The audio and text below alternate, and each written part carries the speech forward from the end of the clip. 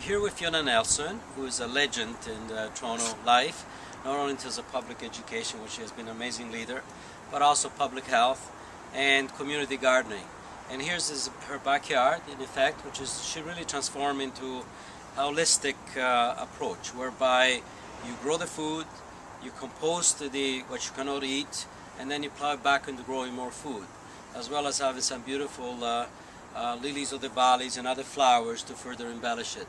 It shows you that if you have the proper attitude in terms of city living, you can be as pro-green as you can be in our city. Whether it's a backyard, whether it's a balcony, there's plenty of possibilities, and that's why we gotta basically reorient our mindset in the city in terms of living at one with nature.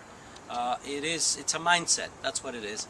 And this shows you that it can happen. The typical Toronto home has a front yard, has a house, has a backyard. Not everybody has that, but that's a typical Toronto home. And you know what? You can grow fruit trees in the backyard or front yard.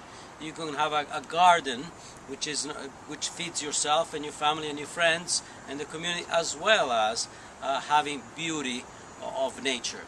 And this is what shows you.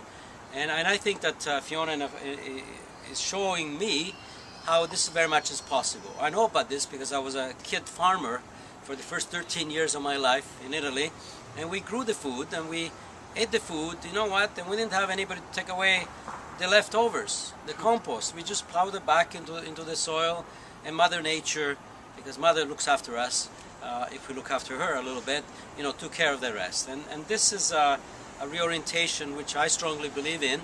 That's why I've had my food policy, which says, here's the subway, which is part of the solution. I think that's right. We have to plant 1,000 more fruit trees per year in Toronto, because either people could harvest themselves or could get organizations like Not Too Far From the Tree, which will harvest. The volunteers get to keep some of it, the owner gets to keep some of it, and most of it goes to food banks and those in our community which need it. Because Toronto has got to be inclusive. It has to be a place for all of us, and it all begins in one's own home, in one's own way of living one's life. And thank you, Fiona, for showing me this amazing place. Well, thank you for coming.